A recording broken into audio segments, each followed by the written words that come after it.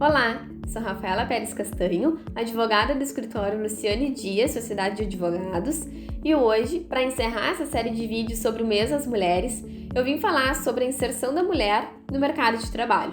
Esse vídeo, de forma breve, ele tem a finalidade de fazer uma contextualização da evolução histórica dos direitos trabalhistas das mulheres. Então, começando lá quando o Brasil foi colonizado em 1530, a mulher ela não tinha nenhum direito trabalhista e nem perspectiva de trabalhar fora. Conforme a gente já falou nos vídeos anteriores, ela era extremamente submissa ou ao pai ou ao marido, que eram os chefes das famílias. E o sistema normativo da época eram das ordenações portuguesas, que vigorou por aproximadamente 300 anos. E não existia nenhuma norma de proteção a essas mulheres em relação ao mercado de trabalho. Isso porque as atividades das mulheres eram extremamente restritas aos serviços domésticos e aos cuidados com os filhos. O cenário começou a mudar já no Brasil Império, pelo movimento histórico que estava acontecendo na época, de Revolução Industrial e todas as lutas que ocorreram em decorrência desse movimento.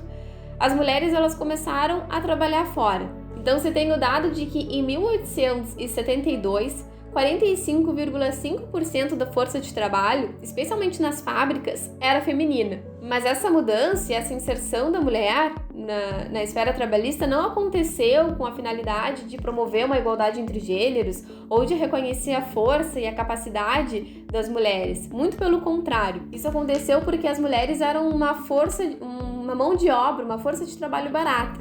O serviço era prestado de forma igual, mas o custo era muito mais baixo.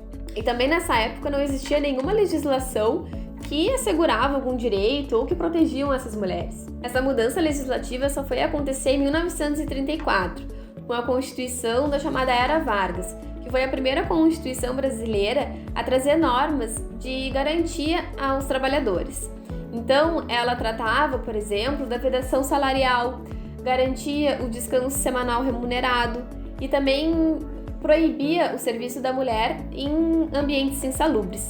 Um outro marco importante foi em 1943, com a aprovação da CLT, Consolidação das Leis do Trabalho. De lá até os dias de hoje, inúmeras reformas e mudanças aconteceram nessa legislação.